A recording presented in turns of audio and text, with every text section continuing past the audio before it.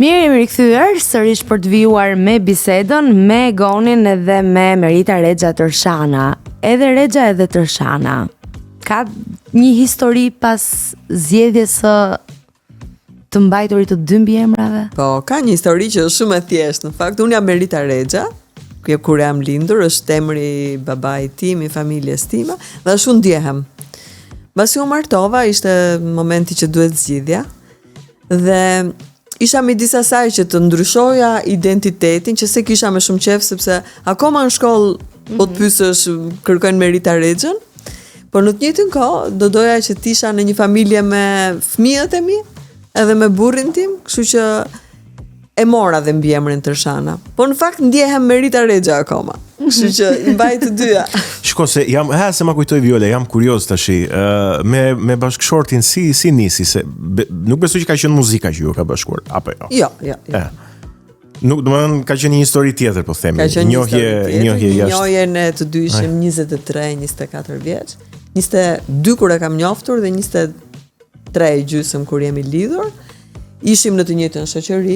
E kuptoj. Dhe pra miqtë e përbashkët na kanë afruar edhe ishte një moment që unë nuk po dija çfarë të bëja, sapo kisha mbaruar shkollën, o do të shkoja të studioja, të vazhdoja studimet jashtë. Ai studionte jashtë në Austri dhe nuk po dinte çfarë të bënte, të rinte në Austri apo të vinte këtu. Dhe siç e tregoi historia, të dy vendosëm trim këtu dhe ta ndërtojmë jetën në Tiranë. Bukur. Ai nuk ka lidhje me muzikën. Nuk ka lidhje me muzikën, ka mbaruar shkollën për ekonomist dhe ka një biznes në Tiranë. E kuptoj. Po besoj të dyja janë të vështira, po njësoj, edhe muzika edhe ekonomia, kështu që kjo duhet jetë pika e përbashkët. E gjeni gjuhën e përbashkët shpesh duke qenë se bëni gjëra shumë të ndryshme. Matematika tregon. Mbas 30 vjetëve që jemi bashkë, tregon që jemi marrë vesh. Tashti në harkun e 26 vjetësh martesë, natyrisht që është një rrugtim. Janë faza të ndryshme që njeriu kalon në jetë, po jemi bashkë, kemi këtë familjen bashkë me 3 fëmijët. Dhe si është një mami pianiste me fëmijët e saj? Pra, në sensin e trashëgimisë së profesionit, të pasionit, ta rris fëmijën me dashurin për artin. Këtë do doja dija. Unë do doja dija përgjigjen e fëmijëve të këtë, se si është një mami pianiste, po Vanessa goca ime më ka thënë një gjë shumë interesante, kurioze, që unë mendoja që të gjithë fëmijët shkojnë në shtëpi dhe mami është duke studiuar piano, edhe mami studion piano. Më thënë, realiteti e përditshmëria për fëmijët e mi ka qenë ky, që ata vinin, unë isha duke studiuar piano, pastaj ne kemi pasur një traditë që ata vinin rreth orës 1, 2, 3 nga shkolla, hanin drek, shplodheshin, tregonin çka kishin bërë dhe në orën 5 të gjithë uleshin për të bërë detyrat. Ata uleshin për të bërë detyrat, unë ulesha për të studiuar piano. Dhe ky ishte orari i studimit për të katërt ne. Dhe nuk diskutoj, dhe kur çoj ndonjë, mbaj mend tani janë mbi 20 vjeç të tre, kur çoj ndonjë tha, ku po shkon? Po të shkoj të marrë një gotu, e kupton se si bibliotekë shtëpia, unë studioja piano ato. Në orën 7:30 e përfundonim ato detyrat ne unë në studimin edhe hanim darkë, e bënim ato aktivitetet që bën çdo familje tjetër. Po studimi pianos i imi shpresoj që mos ketë ndikuar që ata nuk e vazhduan shkollën, sepse ishte shumë tinguj vazhdimisht, po ata e njohin shumë mirë muzikën klasike. Okej. Dhe gjë e bukur është që edhe mbasi ikën nga shtëpia që studionin diku tjetër, të tre kanë studiuar duke dëgjuar muzikë klasike. Kjo është shumë e bukur. Me kufje. Do të thënë ishte bërë një përditshmëri për ata, një lloj kërkese. Unë habitesha kur goca ime për shembull e madhe më çonte me screenshot që tani po dëgjoj këtë pjesën që kam dëgjuar nga ty, Claire de Lune e Debussy për shembull. Ku më qelloi që tani po dëgjoj këtë. Kurse çuni im dëgjon Paganini që është për violinë, duke bërë detyrat e matematikës. Ne jemi për piano. Jo, thot, ky është si më preciz. Paganini është më interesant me bë matematikë. Interesante, po nuk ka qenë e vështirë rritja dhe edukimi i 3 fëmijëve në kushtet kur instrumenti kërkon angazhim të madh, besoj. Ka qenë vërtet një sfidë. Nuk e di se si ja kam dalë, nuk e di. Kanë qenë kur unë kam qenë në vitet e mia të 30-ta, do të thënë 30 e ca vjeç, 3 fëmijë që u bën në periudhën e 6 viteve, do të thënë kanë shumë pak diferencë me njëri tjetrin. Këtej fëmijët që rriteshin këtej, unë që se kam lënë asnjë moment studimin edhe koncertet, natyrisht shumë impenjative, nuk e di se si më kalonte ai 24 orë. Vite fortunë, ëh? Vite fortunë, po them që gjithë lodhja ja ka vlet. Sepse unë mbasi ata u rritën, kam profesionin tim, kam planet e mia, për prindrit edhe për mamat që janë kushtet e mia, që janë rritur fëmijët, është shumë problematika në momentin që ata ikin nga shtëpia, sepse ti ndjehesh pa pritur vetëm. Më thënë, është ai sindroma empty nest që quhet, që ndjesh pak bosh. Në fund ajo foleja është bosh, ata kanë ikur. Vjen një moment në jetë që fëmijët rriten. Dhe në momenti që ti s'ke bërë asgjë tjetër veç se ke rrit fëmijët, është pak problematik, sepse ata ikin. Kështu që mua piano në këtë rast nuk e dija natyrisht, kjo më ka ardhur rastësisht. Piano më ka ndihmuar shumë që të më mbushi atë pjesë të shpirtit që edhe shtëpisë, edhe të kohës time që ngeli bosh mbas rritjes së fëmijëve. Dhe them se ja ka vlet shumë momenti që un kam vendosur mos ta ndërpres asnjëherë profesionin tim. Por besoj shumë që dhe për fëmijët ka qenë një, edhe pse un kam qenë shumë e angazhuar, për fëmijët ka qenë mirë që kam pas një mama të angazhuar. Edhe mama dhe baba që gjithkohës punonin, dhe gjithkohës ishin me plan edhe me detyra dhe me afate dhe me deadline dhe me impenjime, sepse ata vetë kanë kuptuar që kjo është jeta, që ti duhet të punosh gjithkohës, sepse ndryshe të jesh i disiplinuar. Të jesh i disiplinuar, tulesh dhe ta bësh detyrën nga fillimi deri në fund. Kjo besoj se mirë ka bërë. Ja, besoj që ka bërë shumë mirë. Plotësisht mirë, sepse ne po shohim ditë pas dite, po diskutohen në panelet televizive të ndryshme, po flasim për brezat e rinj, të cilët zor se po e marrin dot edukatën e punës. Për shembull kemi gjeneratën Z, ndoshta edhe parajgjykuar, deri diku që janë nga ata që pretendojnë që do të kenë një sipërmarrje të vetëm, por nuk e shohin dot jetën duke punuar një punë 5-9, ama të kesh një sipërmarrje tënde, padyshim që duhet do disiplinë dhe arrit përmes dhe unë mendoj që të gjithë bëjmë gabime kur jemi prindër, sepse nuk ka një shkollë, nuk ka një libër që merr e lexoje dhe ta plotësosh, të gjithë kanë bërë gabime. Nuk ka manual prindërimi. Dhe gabimi im ka qenë, besoj dhe i prindërve të tjerë, që ne kemi rritur fëmijë në atë idenë e lirisë, që ti futesh për piano dhe ti thua, fëmia thot në mamën që unë nuk dua ta vazhdoj piano, thua, "Okej, si të duash ti." Unë e kam futur çunin në tenis, ai ishte shumë i mirë në tenis. Pastaj me një far pikë tha, "Unë nuk dua më të shkoj atje." Dhe unë i thash, "S'ka gjë, si të duash ti." Edhe gjëra të tjera. Për këtë besoj që kam bërë gabim në edukimin e tyre. Tani reflektoj kështu, sepse mendoj që ka disa gjëra për cilat prindi nuk duhet të negocioj, për të mirën e fëmijëve. Ka disa gjëra që janë muzika, mësimi i një instrumenti muzikor, që është piano, për mendimin tim piano është ajo që duhet ta bëjë fëmia, dhe në momentin që ata më thonin që nuk po dua ta vazhdoj, unë mos ti kisha thënë, "Okej, lëra", të kisha thënë, "Kjo është e panegociueshme. Ti duhet ta bësh pianon deri në pikën që ta bësh profesionalisht. Pastaj, okay, mbasi bën 18 vjeç vendos se ti se çfarë do bësh." Mësimi një sporti, aty mund ta pyesësh se kush shkon më shumë, se jo të gjithë për shembull duan notin, jo të gjithë duan basketbollin, aty mund të negociosh, po mësimi i gjuhëve tuaja, i instrumentit muzikor dhe një sporti, për mendimin tim tani, duhet të jetë në edukimin e prindërve në mënyrë të panegociueshme. Dhe ka ca gjëra që fëmijët i kanë me përtesë dhe me bezdi, po që duhet futen tek ashtu si shkolla bëhet, edhe detyrat s'kan qef fëmijët i bëjnë me qef.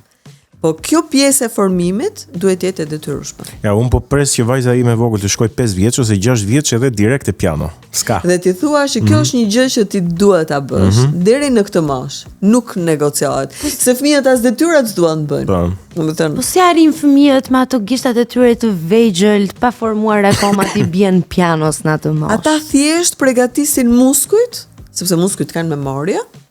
S'ka nevojë ti bjeri Tchaikovskit edhe Brahmsit, por të përgatitet që më vonë, dhe piano nuk është vetëm te pjesa e gishtave e muskujve, po është ajo që tham në fillim, e mendimit të dy gjërave në të njëjtën kohë.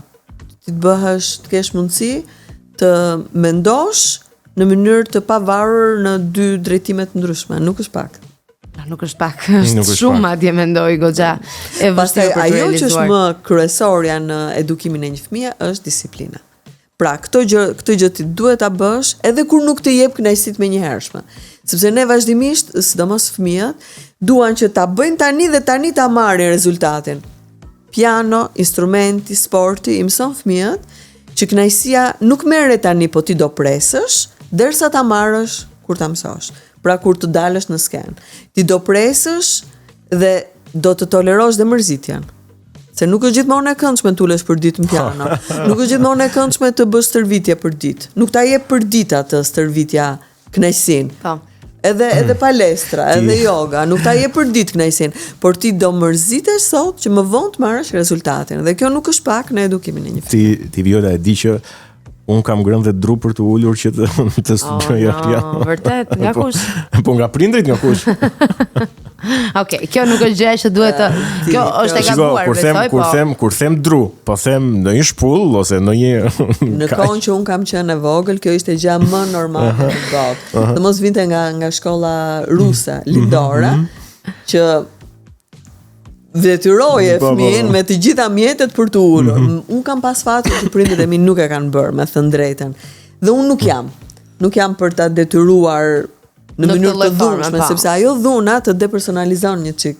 Dhe ti e lidh atë instrumentin ai është bukur e lidh me një detyrim të dhunshëm. Po, kështu që kemi rastin e Tedi Papavramit, nëse keni lexuar librin që ka shkuar në këtë rrugtim. Dhe i ka lënë një lloj plagosjen, le të themi, në personalitet. Dhe unë nuk dua t'ja jap këtë fëmijëve të mi. Nuk dua që t'i detyroj me dhunë për asnjë gjë. Sepse ka mënyra tjera, më të sofistikume, më të bukura për të detyruar. Unë për shembull studentëve të mi nuk i kam bërtit kurrë në jetë. Edhe mendoj që ti mund, edhe pse janë të mëdhej, okay, nuk kam student që nuk janë fëmijë 5-6 vjeç, po ti mund ta detyrosh edhe duke bindur me fjalë, duke i dhënë një motiv tjetër. Gjëja më e rëndë që i kam thënë studentëve, po që ato e kam parë që i ka vrarë, ka qenë që mbyllë librin dhe dil për jashtë. Se ti nuk je përgatit sot. Edhe po mbas kohën edhe unë edhe ti dil për jashtë, lëre me kaq. Kjo është dhe janë vrarë më shumë se sa po ti kisha gjujt që do të kisha gëzimin ta bëja kurrë. Këtë nuk e bën dot mësuesi ose këtë mund ta bëj prindi këtë punën e shpullës. Ai ka bërë dhe mësuesi. Për fat keq po. Në atë kohë ndoshta. Në atë kohë. Po. Ka qenë pra e tham nga Rusia. Po nga Rusia është ka qenë ajo që bile unë mbaj mend që vinin jo prindrit e mi për fat madh, po vinin prindrit e thonin mësuesve që gjuaj, në qoftë se nuk e bën godite. Këtë kemi dëgjuar të gjithë në çdo shkollë, jo vetëm në shkollë që hajde mos e gabuar. Dëgjoj Merita, nuk është se na ka bërë aq keq një shpull tani. Le ti themi gjërat siç janë, se të mos bëhemi lule mos më prek kot më kot. Jo, po ajo dhuna mua më kujtohet një gjë që vetë studimi i një instrumenti është angazhim dhe dhunë e madhe, në kuptimin që do ta detyrosh veten shumë. Është vështirësia e madhe. Të gjej motivin për ta detyruar fëmijën për të ulur. Ktu un kam çeduar, domethënë nuk e kam çuar dot deri në fund. Po një shoqja ime që ka pasur mamin pianiste, Magi Dizdare, vajza e Limos Dizdare. Mami vet asnjëherë se ka rrahur atë. Dhe ajo më thoshte, nuk e di ku e gjente forcën ime më, që më thoshte, tani do laj enët dhe pastaj do dëgjoj ty në piano. Dhe unë thoshte dridhesha.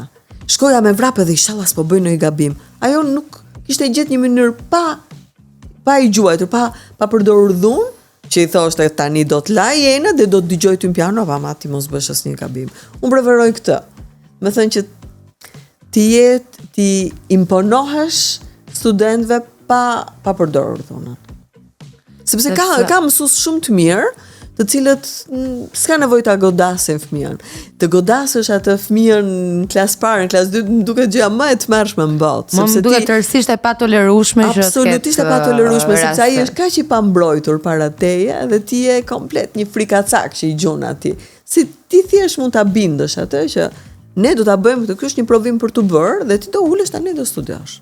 A mund bëhen gjithë pianist pra ata që nisin që në moshë të vogël? Ata që e kanë muzikën brenda vetes, që i pëlqen muzika, që është 80% e popullsisë, mund bëhen pianist të mirë. Normal. Është një pjesë 5% që do bëhen pianist shumë të mirë edhe do bëhen do shkëlqejnë, do themi. Ose sepse kërkon shumë gjëra tjera, për shembull, dalja në skenë është një nga gjërat që jo të gjithë e përballojnë. Un kam 3 fëmijë. 2 prej të cilëve nuk kanë pikë qefi të dalin në skenë, do me thënë të jenë në spotlight i ve në siklet madh, dhe njëra që ku është ajo skena që më kanë ngjarë mua. Un kam dëshirën të dal në skenë. Un kohët e fundit them, ky është një privilegj, unë mezi pres momentin dal në skenë. Po jo të gjithë njerëzit e kanë kështu. Dhe ata që mund të jenë shumë të talentuar, i mundon skena. Ajo frika e skenës i mbyt, le të themi. Pasur ti një moment vështirë në skenë? Po. Edhe un kam pas një moment në jetë ne kemi 2-3 vjet që kam pas frikë të dal në skenë. Më shumë më mbizotronte frika. Si e përjetoje këtë frikën?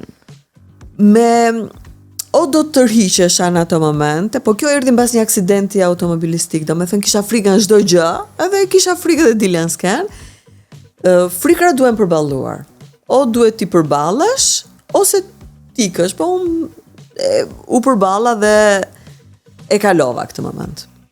Ne kemi pyetur shpesh aktorët, harron ndonjë fjalë në skenë, edhe dikush improvizon, dikush kujtohet prap. Po instrumentistët. Për shembull rasti yt konkret. Të ka shkar në një notë ose në një gabim ose ke harruar në një gjë? Kam harruar në një. Se jam kuriozi si menaxhohet në këtë rast.